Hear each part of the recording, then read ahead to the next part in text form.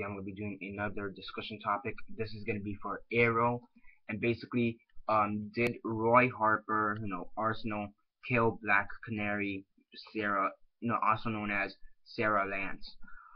So yeah, basically at the end of the previous episode,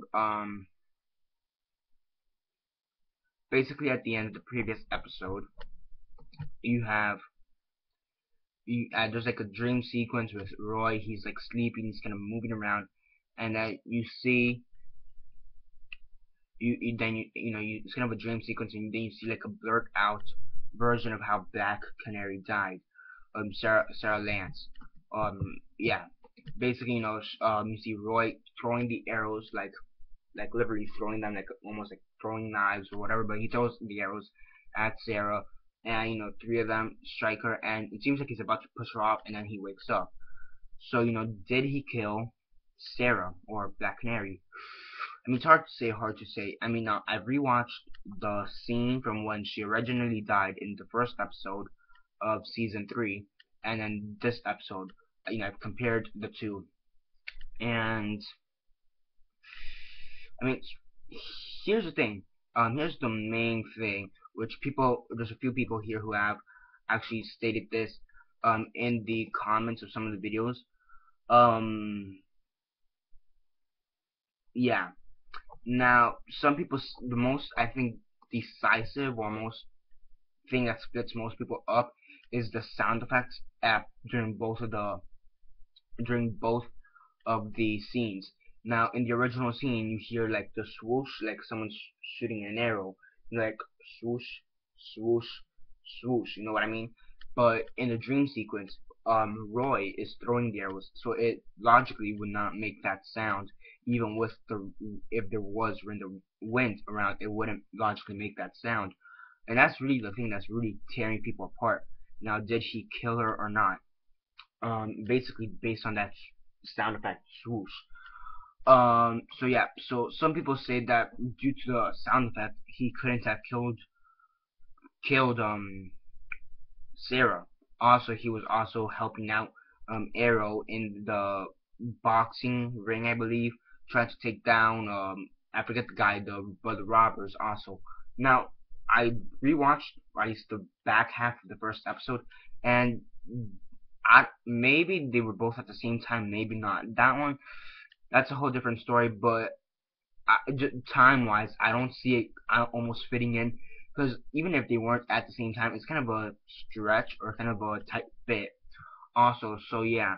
Now, for the people who say that he did kill her, um, people say that it's kind of weird. First off, because they had a pretty good relationship, so why would Roy go on to kill her? Some people say that he was possibly brainwashed by the League of Assassins or someone like that.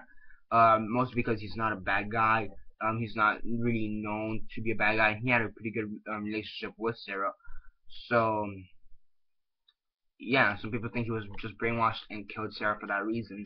Now, other people say that he was brainwashed into thinking that he killed Sarah, which again, that really doesn't make much sense. It makes sense, but at the same time, it's a bit too complicated. So it gets a little bit more complicated. So basically, Sarah dies by person unknown. Roy, I don't know, something happens to Roy. He's kidnapped or whatever, brainwashed into thinking that he's the one who killed Sarah, and then we'll see what happens in the future episodes. So there is that. Now, in my opinion, did he kill Sarah? Um, I would have to say no. I don't think he killed Sarah.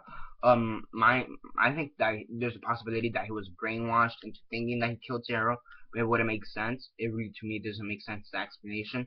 But I guess that's a somewhat plausible conclusion.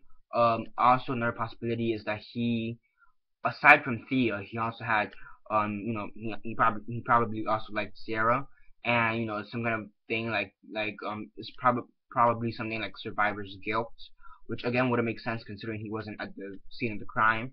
But I guess would make some kind of sense. Also, maybe he wants to give some kind of not fortitude, but some kind of I guess resolution towards the murder of Sarah, but again, it wouldn't make that much sense. I mean, I don't think he killed him, but the explanations for it just don't make sense either. So, I mean, it doesn't make sense for him to kill him. Look, it doesn't really make sense for him to kill her. But then when you try to explain as to why he couldn't have killed her, the resolutions don't really make sense. So really, it all depends on that swoosh sound. Do the sound effects fit? Now, is it possible there could have been a writer's mistake that he in fact did kill Sarah, and it was just a writer's mistake, possibly. Also, another thing to point out, we never saw who actually killed Sarah or with what weapon. So is it possible that the person who threw the arrows, who shot the arrows or whatever, did throw them and did throw them, or maybe Roy is remembering differently. Possibilities are somewhat endless. In my opinion, though, I don't think he killed her. But first off, I could see people believing he did kill her.